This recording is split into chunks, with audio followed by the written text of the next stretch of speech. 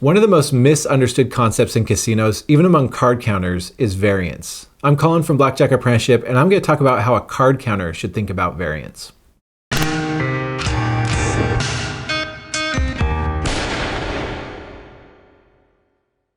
All right, let's talk about a coin flip. I've got a silver dollar here. What are the odds if I flip this coin of it landing on heads versus tails? 50-50, right? Well, what if I flip it and it lands on tails? Flip it again, lands on tails. 10 times in a row, and imagine you have money on the line here. 10 times in a row, it lands on tails. If I were to flip it again, is it more likely on that 11th flip to land on heads or tails? Well, the correct answer is because a coin flip is an independent event, every flip of the coin is 50-50, regardless of the past. That is the difference between odds and variance. So if I flip a coin 10 times, the odds are that it would land 5 times heads, 5 times tails, but it's incredibly unlikely it's going to do that every 10 flips of a coin, and that's because of variance. But it's really important that you understand that the variance of past independent events has no impact on future events. Very few people understand this in a casino, including card counters. So here's another illustration I came up with to try to help you understand this. Let's imagine that we're playing Russian roulette, and don't worry guys, we're not aiming it at a head, we'll just aim it at a target. But we've got a gun with 1 bullet and 6 chambers. And we put the bullet in one of the chambers, we spin the cylinder. What are the odds before we fire of the bullet coming out?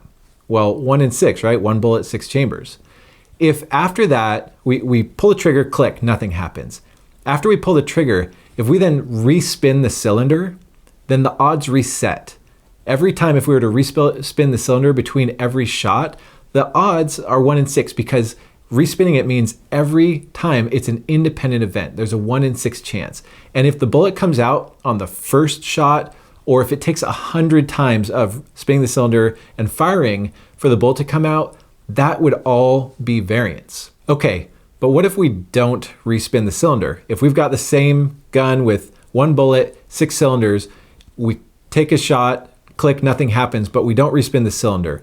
Now, actually the odds are 1 in 5 because when we start that, because the cylinder moves with every shot, there's a 1 in 6 chance the bullet will come out, but if it doesn't come out and we fire again, it's now a 1 in 5 chance. That is what we would call a dependent event. And card counting is actually based on dependent events. So why is card counting different? So if a card comes out of the shoe, let's see what this card is. All right, it's a queen. This queen will not exist again in that entire shoe of blackjack until the dealer shuffles. And so the composition of these cards are dependent on what's already come out. And that's how a card counter can know when the odds are in their favor or not in their favor. That doesn't mean they can predict when they're going to win or lose. They can predict when they're more likely to win, when the odds are in their favor, and play accordingly. And that's how we beat the game of blackjack as card counters. So what does this have to do with card counting? Well, a card counter's worst enemy is variance, or more specifically, negative variance. Because card counting tips the odds in our favor, we have the advantage, but there's still variance. You're gonna have losing streaks and winning streaks. And like most gamblers don't understand variance, a lot of card counters don't either. So if you were to talk to the average card counter and they've been winning a whole lot recently and you say, oh, that's great, you've been winning, they're probably gonna say something like, well, I'm probably gonna go on a losing streak soon because I'm way above EV. But that's not the right way to think about it because every shoe, every session, and every week of card counting, it's all independent events. And just because you've been winning doesn't mean you're more likely to start losing, or just because you've been losing at card counting doesn't mean you're going to start winning the next shoe or the next day or the next week. But if you make the sample size large enough, just like flipping a coin, if you flip a coin 1,000,000 times, it's going to end up being very close to half heads, half tails. If you play enough hours as a card counter, the EV is going to work out because you have a large enough sample set of hours.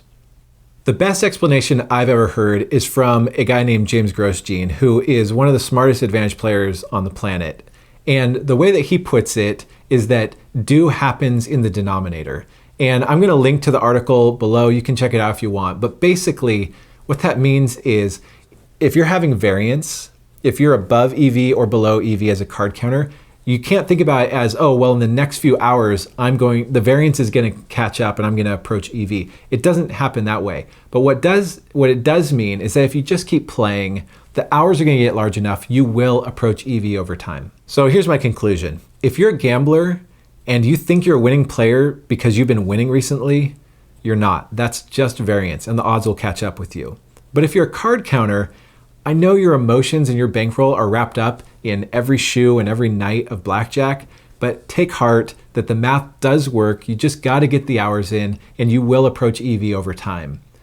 I like to tell people, control what you can control, which is having a perfect game, getting the hours in, keep your risk low and your N0 low, and get those hours in, and it will work out. You will slay the dragon, and you will end up with the money. If you want to learn more about card counting or about the things that we offer to our members, you can check out Blackjack Apprenticeship. Otherwise, get those hours in, generate positive EV, and beat the casinos.